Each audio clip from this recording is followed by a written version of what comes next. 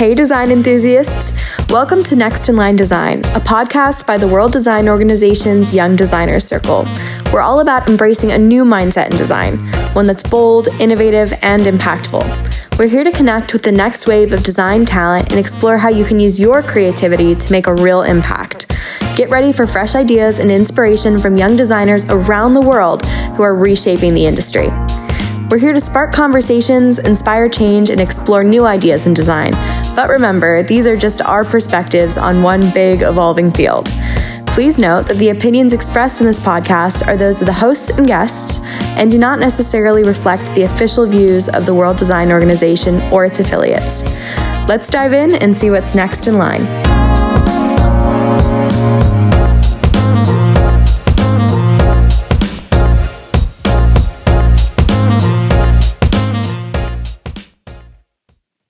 Hey everyone, and welcome back to Next in Line Design. I'm Alexis, your host for this podcast episode. I'm a multidisciplinary designer based in the New York City area and currently working in the healthcare industry. Here on Next in Line Design, we're all about uplifting the next generation of designers, people who are pushing boundaries, rethinking what design can do, and making an impact in their own unique ways. We dive into their stories, their wild ideas, and the creative chaos that comes with being a young designer today. And today's guest is a perfect example. I'm joined by my friend and Young Designer Circle member, Andrea. Andrea is about to graduate and is getting ready to jump headfirst into the design world with an exciting internship, all while helping lead YDC initiatives like our newsletter and our events.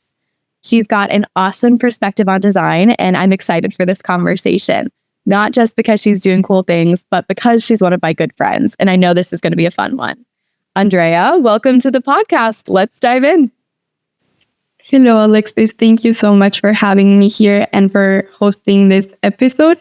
It has been such an amazing initiative, and I'm really excited to share my design journey today with you and also with the people who are going to be listening to this episode.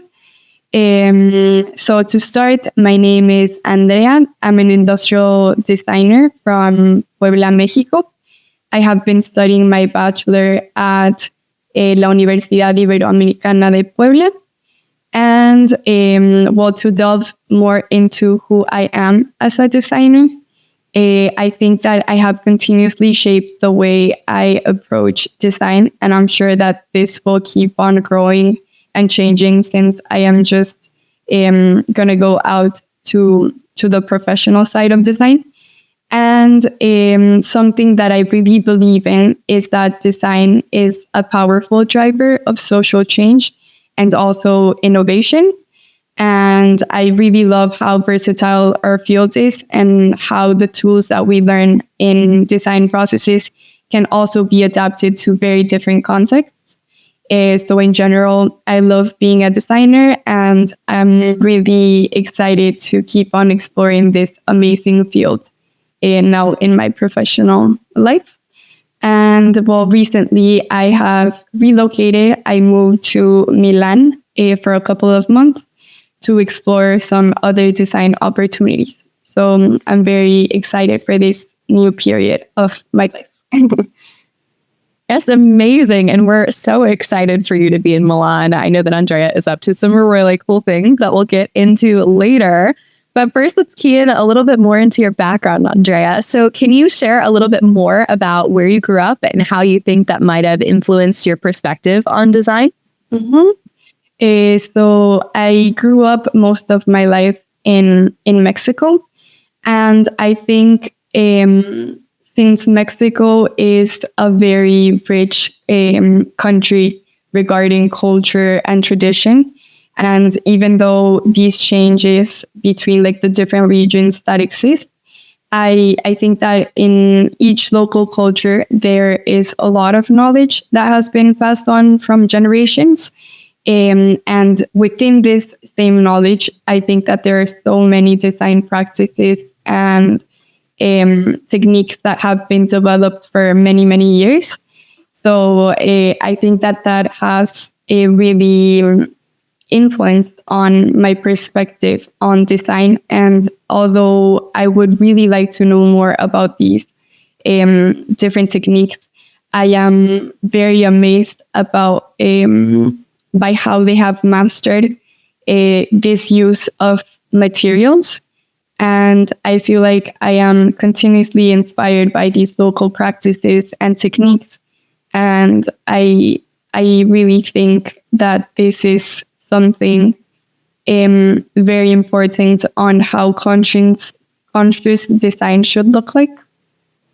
Totally. That's amazing. And when you talk about materials, I feel like that makes so much sense, because when I think about you and your practice, I think hands-on, like I know one time you told me that as a kid, you were really interested in origami, like playing with paper and making different things like that.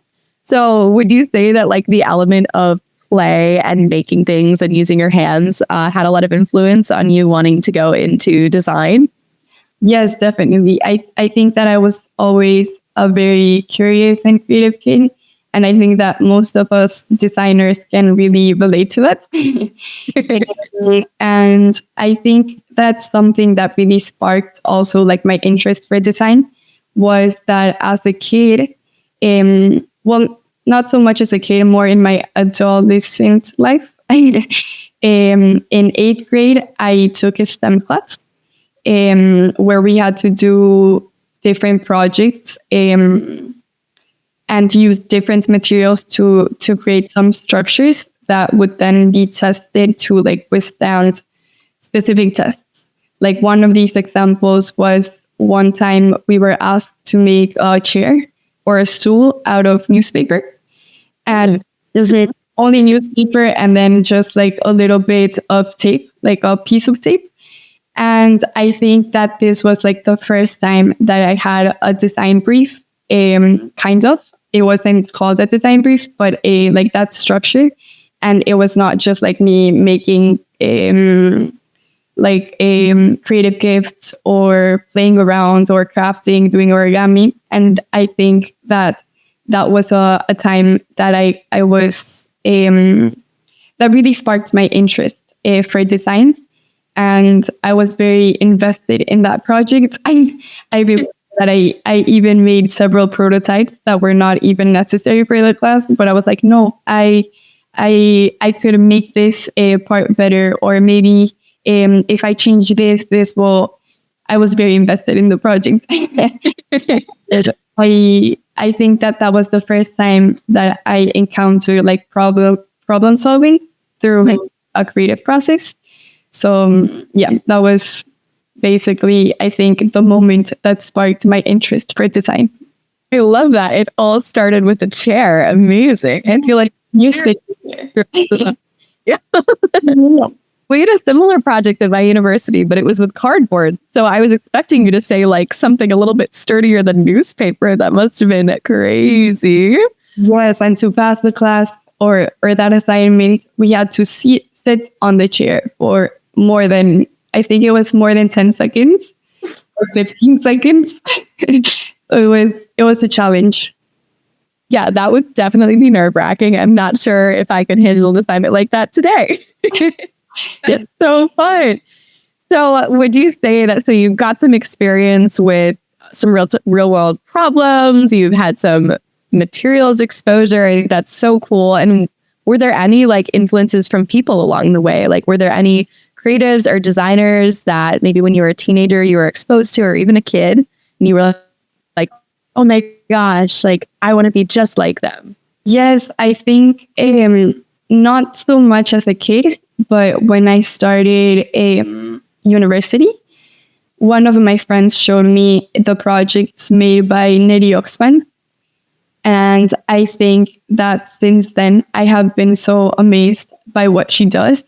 I think that her design approach is so wise, studying nature and then using that research to recreate certain processes. And through that, design amazing and aesthetic products, and also sometimes installations. So I think that Walker, as a designer, I think she's an architect, but she has a multidisciplinary studio. I think that is something that has really inspired me. And also, I think that I have been inspired by some approaches design approaches like speculative design, regenerative design, and also most recently democratic design. So yeah, those have been approaches and creatives that have inspired me in the design journey. Love that. Those are great sources of inspiration. So I'm sure those are influencing you right now as you're finishing up your studies, you're about to graduate, you're just finishing up with an internship. So I'd love to know, how are you feeling about your transition into the professional world? What are you up to right now? So I think that this transition into the professional world is somewhat tricky. But I'm very happy in my internship because I feel like that's a great transition between schoolwork, then you go into an internship, and then you go into the real world and work. And now, regarding my internship, I am working with a company that is called Apropedia Foundation. And this organization is an open source platform that has many open source projects related to sustainability, but also a lot to collaborative efforts. And what I am doing with them is I am helping. They have a project on medical simulators, and I am helping them standardize the existing documentation that exists for these low-cost medical simulators. I think it might sound like too much, so I'm going to try to break it down a little bit more. Yes, please. So there are documentation for each one of these medical simulators, but the problem is that sometimes these medical simulators have been created all around the world, and sometimes what might be common in one place, or the material that might be common in one place, might not be common in another place. So with this work, what they're trying to do is to standardize and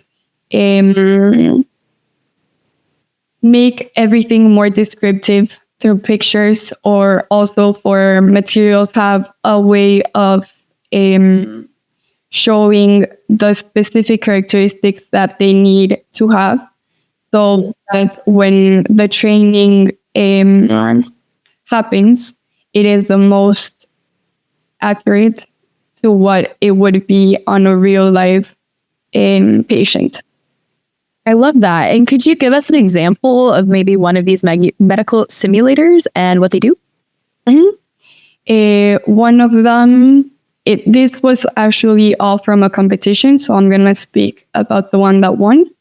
And that one is a laparoscopic box. To practice the laparoscopic procedure. And there are many different modules inside that project. There are some, there's a procedure that is for ectopic pregnancy. Mm-hmm. So then there's the simulation that then goes inside the laparoscopic box, and the trainees have to train with it to improve their skills. That's amazing. So it sounds like you're touching some really, really cool and interesting projects that are sort of like maybe not what someone would experience on a regular internship. You're not exactly like, doing a typical experience, which I think is amazing. And I'm sure a lot of the people listening to the podcast today would be interested in hearing a little bit more about how you landed an opportunity like this. So how did this come across to you?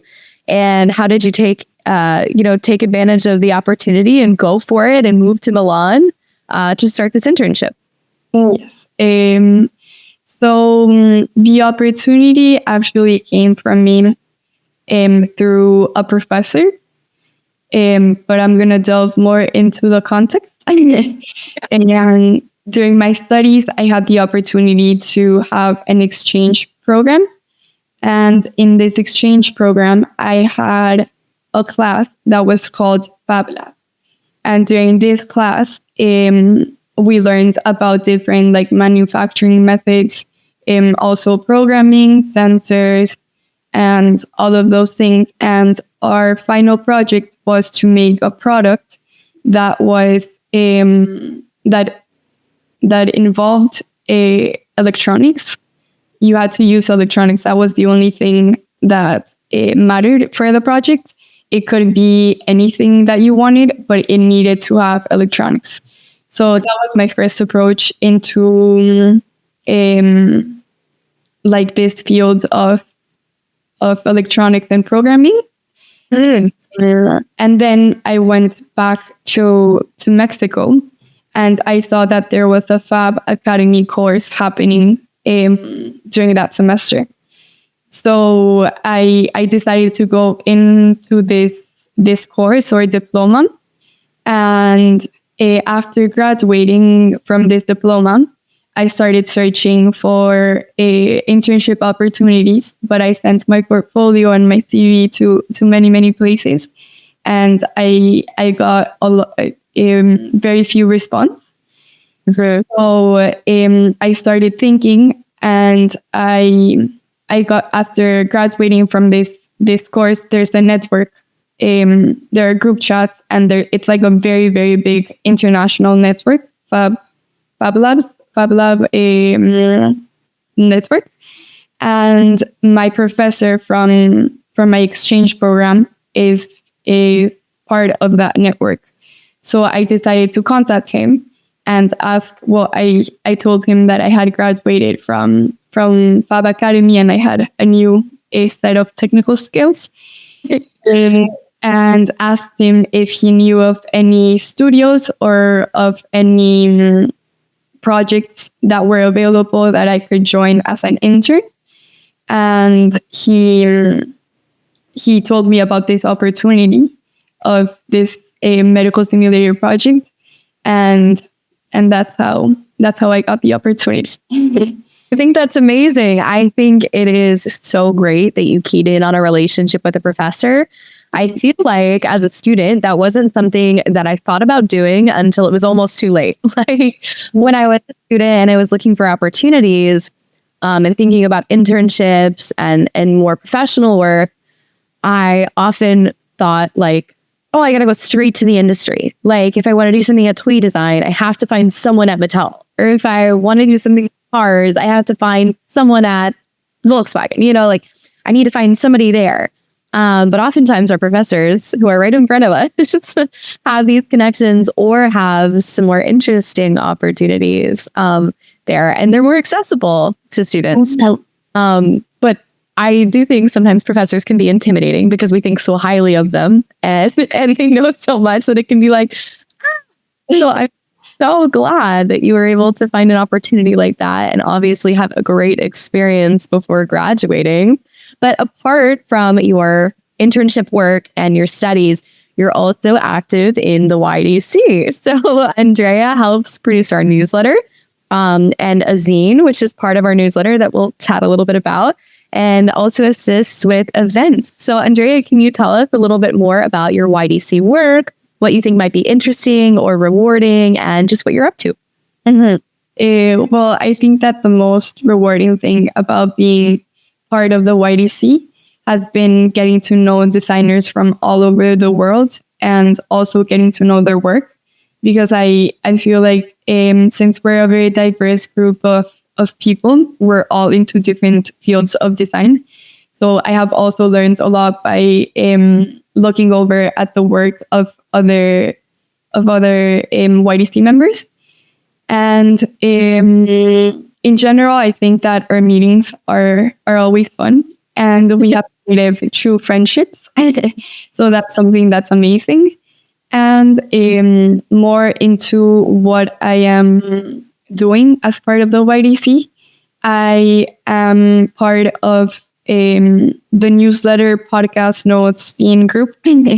And just to explain a little bit more, a zine, which is what we are creating, is like a little booklet format for a specific theme. But it tends to be more visual than written content.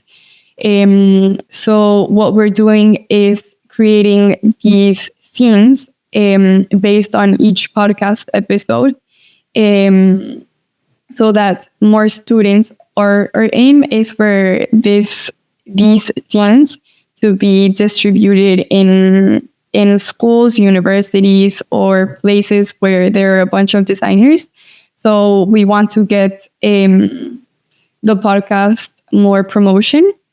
And we're doing this by a scene where we explain the projects that are talked about in each of the episodes. And we also allow the readers to get to know the guests on a more personal level, because there we include some, like favorite books, recommendations on design books, and also who you should follow, what you should watch, and fun stuff like that. And it's been really fun. Yeah, and to add to what you're saying, a zine is a really fun thing to physically produce because it's just a piece of paper. So you kind of like hold it up and you make it into a little magazine, which is where the word zine comes from. I love the zine because it's like a zero entry into a little physical publication. Like you can make zines about anything. I think in college, I made like a lot of zines like with little comics that I would draw about like this or whatever, and I would mail them to my friends because they're small enough to fit inside an envelope, which I think is so fun. They're a cool format. I love them. Work that Andrea has been doing with some of our other team members is really, really cute. So if you haven't already downloaded, print it out, and made your own little zine, then maybe this is your call to action. You should check that out for sure. And but it sounds like a lot of work, Andrea. So is there any way that you try to approach balance? Do you ever struggle with balance as a young designer when you're juggling all these tasks? What is that like for you? Yes, I think that it's a challenge. I'm still getting used to the ways that work better for me to organize my time. But I think that the first thing that I would say that has helped me is planning. I have my Google Calendar, I have my physical agenda, and sometimes I even make like plans of my day, but like hour, and sometimes by the minute. So I get everything that I need to do done. So something that also helps me during these chaotic times or stressful times, to stay inspired and also to relax, are going back to my hobbies. I really love to ice skate, so that helps me forget about what's happening in my professional world, and then just have some time to be with myself and express myself through ice skating. And I've also gotten new hobbies that are also design related to stay inspired. Last semester, I got into pottery, which I feel like has been a space also for me to connect with my creative work, but also a space to relax and just have fun. Yeah, Andrea and I were joking about pottery the other day. And I was talking about how it requires a lot of patience, which I do not have. And so I've also been trying to pick it up because I think it's a great hobby to pair with design. I think the only better hobby to pair might be ice skating. So maybe I need to pick up some skate. But pottery is so much fun. So I'm glad that you're getting into that and that we're getting into it at the same time. And maybe we're in London together this fall at the World Design Capital. There will be a pottery painting date or something. That could be very fun. Yeah, that would be the best. So looking forward, you're obviously up to so much. You've got a great, just amazing head start into your career in the design world. And I'm so excited to see where it takes you. But let's talk a little bit about your future and maybe your aspirations, because I feel like they're always fun to key into, because then they often end up shaping in really crazy ways. I found that like once I went from being a student to being a professional, like my entire perception of design and what I wanted to do flip-flopped. So it's really fun to talk about your aspirations. So Andrea, what is a particular problem in the world that you're passionate about solving with your design career? So first, starting about my future in design, I think that it's still a bit open. I am open to many design related possibilities because I feel like in my head, I am going towards two paths. They're pretty different one from the other, but I like the first one is that I love the aesthetic part of design. I love furniture, interiors, lighting, and everything that has to do with creating a space and that aesthetic part of design. But on the other hand, I am also very deeply driven by social impact and community building projects. So I would really like to find a way to connect both of these into my future work. Amazing. I really like the community-driven aspect of design as well. And maybe we can talk a little bit more about that. Are there any emerging design trends or movements related to those interests that you're seeing and being really inspired by right now? I think that one of the community-driven approaches is what I had talked about earlier about open source, because that's a way to really make design democratic and accessible for anyone in the world. And it also leaves like the seed for a person to take that and then adapt it to their own cultural context. So I feel like that is something like a movement that is really inspiring to me. I think that's amazing. So cool. So we are coming up on time today, and I wish we could talk about this for like a million more years. But as a final question, Andrea, if you could give any advice to either younger designers who are just starting out, maybe students who are interested in design, what would your advice for them be?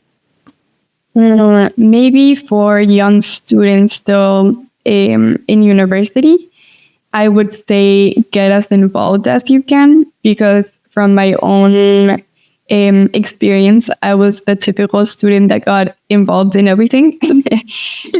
I think that through those experiences, I learned so much about myself, but I also learned a lot about other disciplines because I got to work with people from other careers. And I also learned a lot about logistics and even leadership.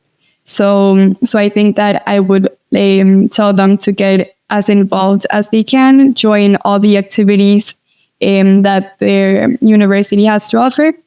And also, if there's an opportunity to take on side projects, that would also be great, because they give you a different perspective than school can offer.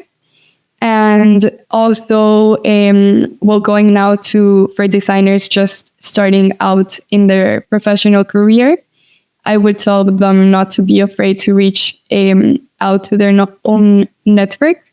As we were talking before, past professors and even classmates that are inspiring to you, because we never know where opportunities can come from. So being open to your own network is a great start. And also having patience, because I think I am going through this right now. Because searching for jobs can be very, very overwhelming. And keep reaching out. And I know that the opportunity that you're waiting for will come. That's great advice, Andrea. It is such a treat to work with you in the YDC and to be your friend. I'm so glad that we've gotten to know each other over the past 2 years in our cohort. Thank you so much for your time this morning. Your story is so cool. So I'm so glad that we've gotten to share it. You're awesome. So thanks for today, Andrea. Thank you, Alexis. It's also been great working with you and having you as a friend. So we'll see you next time. Thanks, everyone. Have a great day.